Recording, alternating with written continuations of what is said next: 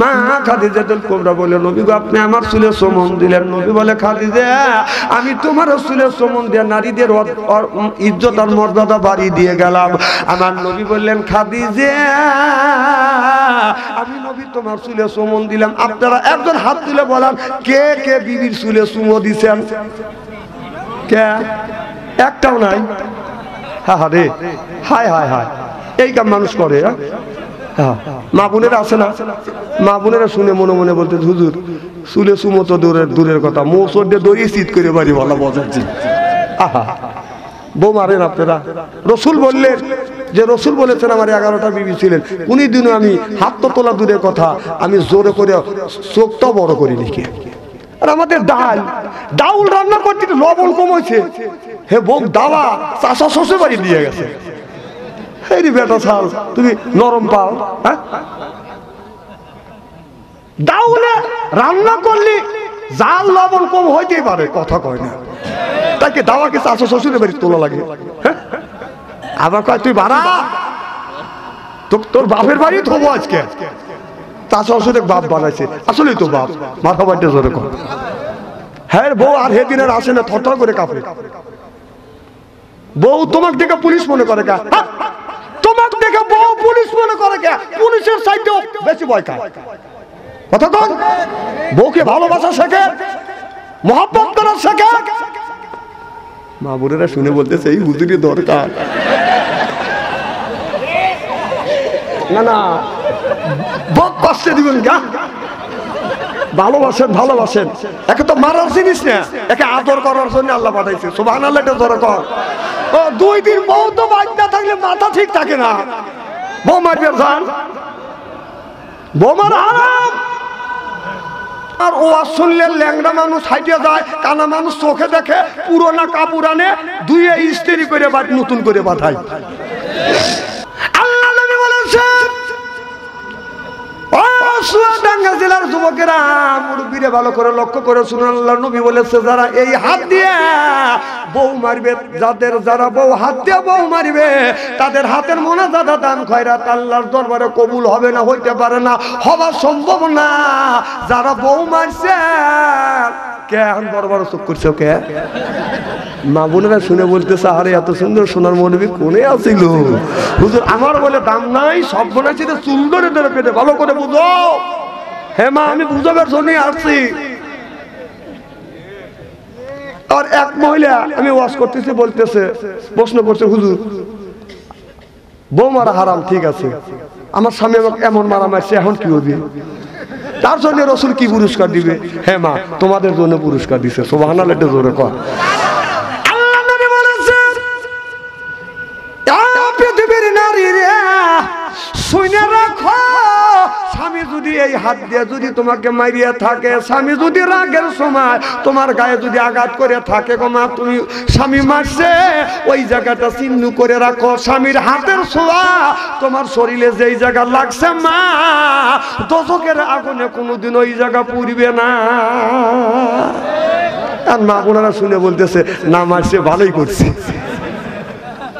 তাহলে স্বামীর কি রহমত? বাড়ির যাবেন, একটা লাঠি দিবে আর বলবি, বাচ্চা আনসারি ওয়াজ করে গেছে, তোমার হাতের ছোঁয়া তোমার শরীরে যেই জায়গা লাগছে দোজখের আগুনে পুড়বে না।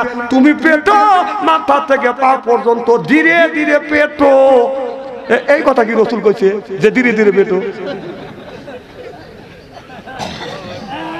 মা বোনেরা শুনে বলতেছে, তাহলে স্বামীর কি রহমতের হাত, কি বরকতের হাত, সুদ খাওয়া হাত, কুচ খাওয়া হাত, বিড়ি খাওয়া হাত। বিড়ি যারা খায় তাদের হাত দিয়ে গন্ধ, মুখ দিয়ে গন্ধ, দাড়ি দিয়ে গন্ধ, টুপি দিয়ে গন্ধ, জামা দিয়ে গন্ধ, চাদর দিয়ে গন্ধ, লেপ দিয়ে গন্ধ, বালিশ দিয়ে গন্ধ। আমার হয় সন্দেহ, আর বউটাকে কেমনে রে আল্লাহ রে, জরকান ঠিক কিনে টাটকা বিড়ি খায়া বোর মুখের কাছে যখন মুখ লেয়, বউ খালি মুখ ঘুরো। স্বামী কয়, আমি তোমার মুখের কাছে মুখ লেই, তুমি মুখ ঘুরো। তখন বউ কয়, শরমও করে, লজ্জাও করে, এই মাত্র তুমি টাটকা বিড়ি খায়া আমার মুখের সাথে মুখ লাগাইছো, তোর পাশার সাথে তোর মুখের গন্ধ বেশি।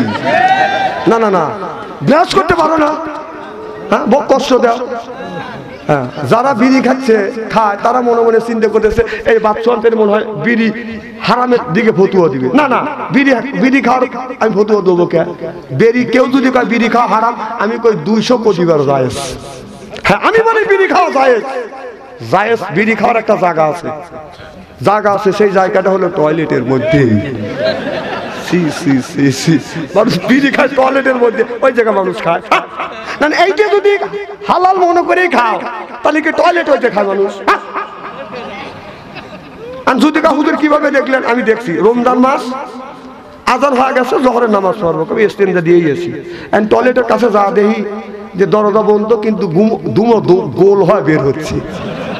কেরে দুমো গোল হয় বের হচ্ছে? আগুন ধরলো নাকি? না, লোক মরিয়ে গেল নাকি? যা টোকা দিলাম, উনি ভিতর থেকে সাউন্ড দিচ্ছে, তাহলে বোঝা গেল মাল ওখানে আছে। হায় হায়, না হালাল যদি মনে করি খাও, ওই থেকে টয়লেটের মধ্যে যা খায় টানে কে ভাবে। আর একদিনকে দেখলেন এই বছর এক বুড়ো, আমি মুরব্বী মানুষের বুড়োই করি, রাগ করেন, ওই বুড়ো টয়লেট থেকে ভাড়া আসছে যে পান খাইতেছে। কোন চাচা কি খাও? কয় পান খাচ্ছি। কোন টয়লেটের মধ্যে যা পান খাও? পান না খালি হুজুর ভালো লাগে না। করলো না, টয়লেটের মধ্যে পান যদি হালাল মনে করে খাও, একটু মল তুলে চুন মনে করে খাও। না না, এখন গিনে লাগতেছে, তাই না? ও খাওয়ার সময় তুমি খাইবে পারো, চাপ চুপ করে খাওয়ার এরকম করে খাওয়ার নিজে ডেলিভারি যে করো, হ্যাঁ, পান খাওয়ার দেখা টয়লেটে।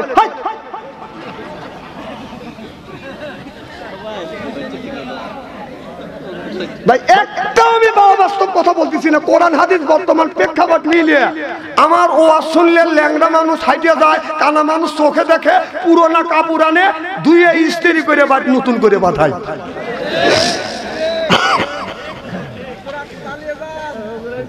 পাম দিও না, না না, আমি চালাচ্ছি না তো, আমি কি থামিয়ে রয়েছি নাকি?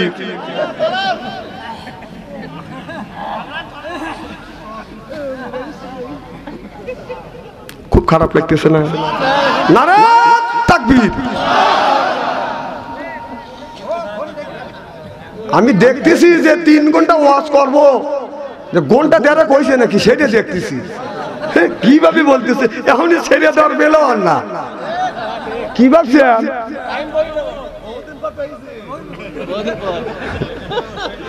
আচ্ছা, আপনি যুবক মানুষ, চেহারাটা খুব সুন্দর, আপনি পাম দেওয়া জানেন? হায় হায়, আল্লাহু আকবার কর। খুব কি খারাপ লাগতেছে? না না ভাই, বউ মারেন না, আপনার পায়ের নিচে হাত করে অনুরোধ করি। বউ মারবেন কেন? একটা করে ছেলে মাদ্রাসা দেন, মেয়েকে আলেম বানান, হাফেজা বানান। আমার ভাইয়ের আমার ছেলে মেয়ে যদি আপনি আলেম বানান, যুবক বসো, ও তুমি ব্যবসা আছে কানা বক্তা। না না, এই ছেলেটা আমার মাহফিলে আসলে আমি ওখানে প্রথম আসছে, প্রথম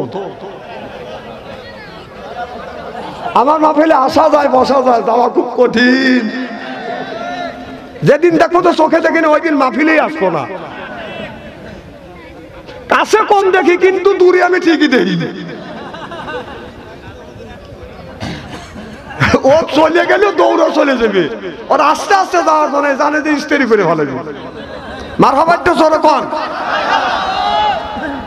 কিয়ামতের ময়দানে আল্লাহ বলবে, হাফেজ রে, আলেম রে, যা জান্নাতে যা। আল্লাহ একটা টিকিট ধরা দিবে, এই টিকিটটি নিয়ে জান্নাতের দরজার সামনে যায় ঘুরিয়ে দাঁড়াইবে। আল্লাহ কয়, বান্দা আমি আল্লাহ তোমাকে জান্নাতের টিকিট দিলাম, তুমি দরজার পাশে যা কেন দাঁড়াইলে? এবার বান্দা বলবে, আল্লাহ আমার মা আমার বাবা কষ্ট করে আলেম বানাইছে, আল্লাহ আমার মা বাবাকে যদি জান্নাতে না দাও আমি জান্নাতে যাব না। আল্লাহ কয়, আমি তোমাকে দয়া করে জান্নাতে দিছি, তুমি যাও। এবার বান্দা তখন বলবে, আল্লাহ এই যে তোমার তুমি টিকিট তুমি নাও, আমি জান্নাতে যাব না, কারণ আমার মা বাবা কষ্ট করে আলেম বানাইছে, আলেমা বানাইছে। আমার মা বাবাকে জান্নাতে যদি না দাও আমি জান্নাতে যাব না, তোমার টিকিট তুমি নাও। আল্লাহ কয়, ধমক দিয়ে বলবে, বান্দা বান্দি আমি আল্লাহ দিতে জানি, নিতে জানি না। আল্লাহ বলবে, যা ফেরেশতা ওর মা বাবাকে নিয়ে এসো, ধরে একসাথে জান্নাতে দাও। সুবহানাল্লাহ, একটু জোরে কর। আবার মা বাবাকে বেহেশতে ঢুকাইবি, সুবহানাল্লাহ কর। ওই বান্দা হাফেজ কোরআন আলেম বান্দা বা দাঁড়া থাকবে, আল্লাহ কয় দাঁড়া রইলি কে? বলে আল্লাহ মা বাবাকে দুইজনকে দুইটা টিকিট দিয়ে জান্নাতে দিছে, আমার টিকিট কিন্তু আমার হাতে। সুবহানাল্লাহ কর। কি কোথায়? আল্লাহ যে আলেম আমাকে হাফেজ বানাইছে, আলেম বানাইছে, আল্লাহ আমারে শিক্ষা দিয়েছে, আমার সেই ওস্তাদকে যদি জান্নাতে না দাও আমি জান্নাতে যাব না। আল্লাহ যে তোমার টিকিট হাতে রাখছি তোমাকে দেওয়ার জন্য, লাও টিকিট লাও। আল্লাহ কয় আমি আল্লাহ, আমি দিতে জানি নিতে জানি না, যা ওর হুজুরে কো দিয়ে। সুবহানাল্লাহ, জোরে কর। হুজুরে দুগো দিয়ে ও জান্নাতের দরজার সামনে দাঁড়া থাকবি।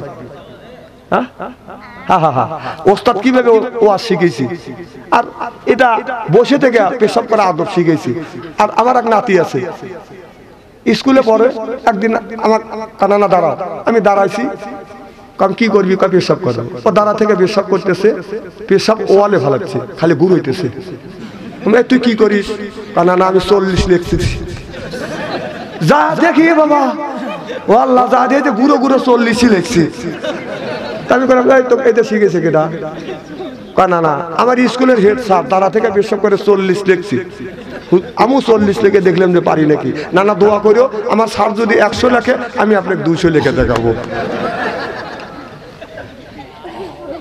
হাসেন না, হাসেন না। স্কুলের স্যার দাঁড়া থেকে পেশাব করতে আমি নিজে দেখছি, ছাত্ররাও করে। মাদ্রাসার কোন স্যার হুজুররা দাঁড়া থেকে পেশাব করে না, ছাত্ররা দাঁড়া থেকে পেশাব করে না, বরং ছোট ছোট ছাত্ররা পেশাব করে পারে না দেখে হুজুররা দেখা যায় এইরকম করে 2 আঙ্গুল দিয়ে দৌড়বে, দূরে ভালা দিবে। হাসে এই হাফেজ আছে না, আমার ওখানে হাফেজ আছে তো। হাসেন কেন? আমি নিজে শিখে দিচ্ছি যে এরকম করতে দরদার না, কাপড় চুপড় নষ্ট করে ফেলায়। আমি বলি যে এইরকম করে সাইজ করে ধরবি। মুশকিল রে ওয়াজ করে। আপনার হাসেন কেন? হাসির ওয়াজ করতেছি নাকি? আরে এখনকার ছেলেরা বড় হয়ে গেছে, ওর বাপি পেশাব করা জানে না। হ্যাঁ, বাপ পেশাব করে লাভ দিয়ে ওঠে, উঠে টাকা দেখবে যে কাপড় চুপড় ভিজে গেছে। আর হাসেন হাসেন হাসেন, লজ্জা করে না? ওস্তাদের এরকম হাফেজ, মাদ্রাসার শিক্ষকরা হুজুরা এরকম করে ছাত্ররা শিক্ষা দেয়, জানে? আর হাসতেছে, নিজে তো পেশাব করা জানেন না।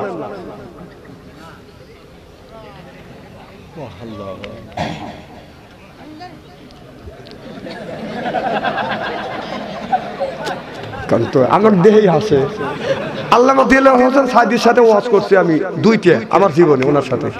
তা আমি স্টেজে হুজুর আইছে, আমি স্টেজে উঠে মানুষের দিকে এরকম তাকাই, মানুষ হাসে, আবার এবার তাকাই, এটাও হাসে।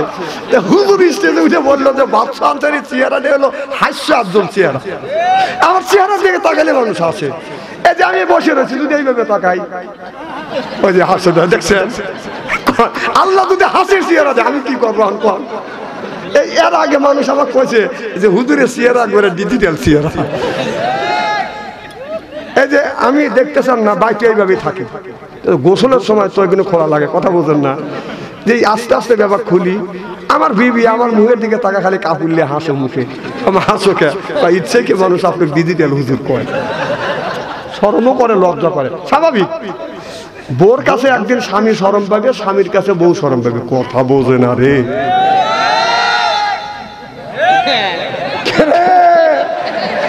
টেলিংকে দোকান আছে, কিভাবে লাভ উঠছে কর?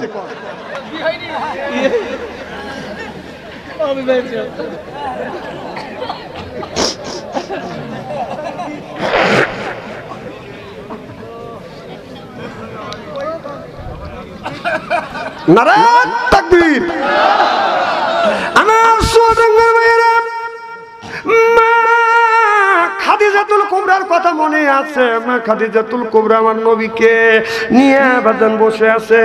মা খাদিজাতুল কুবরার গায়ে বাজান অত্যন্ত জ্বর।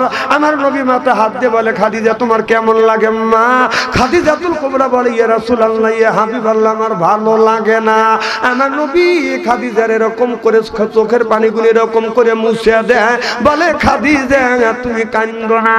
খাদিজা বলে, নবী গো আমি মনে হয় দুনিয়ার থেকে বিদায় হয়ে চলে যাব। নবী বলে, খাদিজা তোমার মন কি কিছু চায় না? খাদিজাতুল কুবরা বলে, নবী গো যদি আপনি পারমিশন দেন আমি আপনার কাছে কয়েকটা জিনিস চাবো। নবী বলে, খাদিজা চাও চাও, আমার জন্য কষ্ট করেছো, যা চাইবে আমি নবী দেওয়ার চেষ্টা করবো। যখন আল্লাহু আকবার। খাদিজাতুল কুবরা বলে, নবী গো তেমন আমল নাই, আমি যদি মারা যাই গো নবীজি, আমি আপনার মুখে শুনছি মানুষ যদি মারা যায় কবরের মধ্যে মন কানে কি ফেরেশতা এসে চারটে প্রশ্ন করবে, মান রব্বুকা মা দীনুকা, আমার নবীকে বলো তোমার রবকে, তোমার ধর্ম কি, তোমার নেতাকে। ও নবীজি, ও দৌড়াতেছে আর একটা হাত দিয়ে ডাকতেছে, আমি বাঁচিছি তুইও বাঁচ।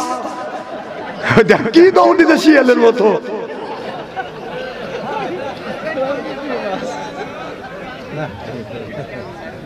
না না, দুই একজন যাবে, শোনেন পেশাবের চাপ দিতেই পারে, বিপদ আছে না। শোনেন আমি এখনই বুঝি, আপনি যদি যান এক নম্বরে চাপ দিলে এক আঙুল তুলবেন, দুই নম্বরে চাপ দিলে দুই আঙুল তুলবেন, তিনের চাপ দিলে তিন আঙুল। এখন আমি বুঝি এক নম্বর হলো পোশাক, দুই নম্বর টয়লেট, তিন নম্বর বিড়ি টানা। এখনই এই জ্ঞানটা আমার আছে।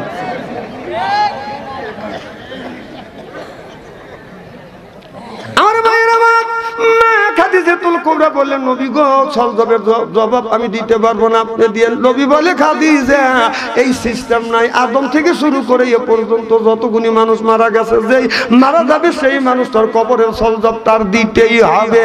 খাদিজা আমি তোমার কবরের সলজব দিতে পারবো না। আল্লাহ জিবরাইল আলাইহিস সালামকে বলল, জিবরাইল তাড়াতাড়ি যা আমার বন্ধুর কাছে যা বল আমার বন্ধু যেন খাদিজার কবরের সলজব যেন আমার বন্ধু দিয়ে দেয়। আমি আল্লাহ পারমিশন দিলাম। এবার জিবরাইল আলাইহিস সালাম ওহী নিয়ে চলে আসতেন। মুহাম্মদ হাইগিবনা গুপ্তা তানা গুপ্তা জিবরাইল হাইগিবনা গুপ্তা তানা গুপ্তা রব্বুল জলিল।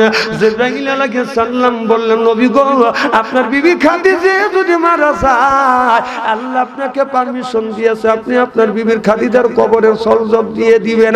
আমার নবী বলে, খাদিজা আল্লাহ আমারে জানা দিয়েছে জিবরাইল মারফতে, খাদিজা তুমি নিশ্চিন্তায় চলে যাও, নিশ্চিন্তে ঘুমাও, তোমারও কবরের সলজব আমি নবী দিব। চিল্লা কোন আল্লাহু আকবার। খাদিজাতুল কুবরা বলে, নবী গো আমি যদি মরে যাই আমার তো তেমন তো কোনো আমল নাই, আমি শুনেছি কবর নাকি একটা ঠাসি মারিবে, এই আপনার পূর্বের দিকের মাটি পশ্চিম দিকে যাবে, পশ্চিম দিকের মাটি পূর্ব দিকে যাবে, উত্তরের মাটি দক্ষিণে যাবে, দক্ষিণের মাটি উত্তরে আসবে। নবী গো আমি খাদিজা তেমন আমল করতে পারি নাই গো নবীজি, আমি সহ্য করতে পারবো না কবরের চাপ। ও নবীজি আপনি কবরটা খনন করিয়ে ওই কবরের মধ্যে যদি আপনি একটু গড়াগড়ি দেন নবী গো, আমার বিশ্বাস ওই কবরটা কোনোদিন আমারে চাপ দিবে না। আমার নবী বললেন, খাদিজা ঠিক আছে আমি তাই করব। মা খাদিজাতুল কুবরা বলল, নবী গো আপনি আর একটা কাজ করবেন, আমি যদি মরে যাই আপনার এই গায়ের জুব্বাটা আমার কাফনের কাপড় বানিয়ে দিয়ে, আমার বিশ্বাস নবীজি আপনার কাফনের কাপড় যদি আমার গায়ে থাকে এই মাটি আমাকে চাপ দিবে না। আমার নবী বললেন, খাদিজা আমি তাই করব, তুমি কি খুশি হইছো? মা খাদিজাতুল কুবরা বলে, নবী গো আমি খুশি। এই বলিয়া খাদিজাতুল কুবরা নবীর দিকে চায় আছে, এদিকে মা খাদিজাতুল কুবরার রুহুটা বাদান নাই, পান পাখি উড়ে গেছে, খালি খাসা বাদান পড়ে আছে। এবার আমার নবী লক্ষ্য করে দেখে খাদিজা তার জীবিত নেই, মারা গেছে। আমার নবী কান্দে, খাদিজাতুল কুবরা কথা বলে না, সত্য বিটি ফাতেমা নবীর মুখের দিকে তাকা বলে, আব্বা আমার আব্বা আপনি কেন কথা বলছেন না, আপনি কেন কান্দেন? মা কথা বলে না। আমার নবী বলে, ফাতেমা তোমার মা আর জীবনে কথা বলবে না, তোমার মা আল্লাহর কাছে চলে গেছে। চিল্লা কোন আল্লাহু আকবার। সত্য বিটি ফাতেমা মার জন্য কান্দে মারে, আমা তুমি চলে গেলাম, মা কে কাকে আমি মা বলে ডাকবো, কে আমারে আদর করবে, আমি তোমার ছোট্ট মিয়া। ওবাদান যার মা নাই সেই কিন্তু মায়ের ব্যথা বোধে, বাবা যার দুনিয়ায় নাই সেই কিন্তু বাবার ব্যথা বোধে। ছোট্টবেলা ছেলেরা যদি অভিমান করে, মা বাবা আদর করে না, মা আদর করে করে বাদান খাবার খাওয়ায়। ওবাদান যার মা নাই সেই কিন্তু মায়ের ব্যথা জানে, বাবা মারা গেছে তার সেই বাবার ব্যথা বোঝে। ওবাদান মা বাবার মনে কোনোদিন কষ্ট দেয়া যাবে না। আজকের এই মাহফিল আল্লাহর দরবারে কবুল হোক, এটা কি আপনারা চান? কারা কারা চান? আমি তাকবীর দিয়ে হাত তুলে দেখান না রে, তাকবীর। হাত টান টান করেন, চক্ষু দুটো বন্ধ করেন, বলেন বিসমিল্লাহির রহমানির রহিম।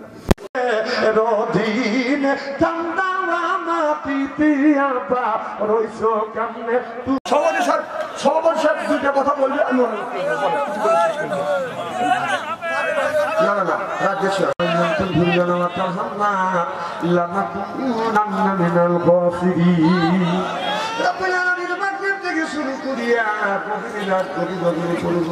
কোরআন হাদিস বাস্তবের সাথে মিল করে তোমার বান্দাকে বুঝাইতে চেষ্টা করলাম। আল্লাহ বলেছে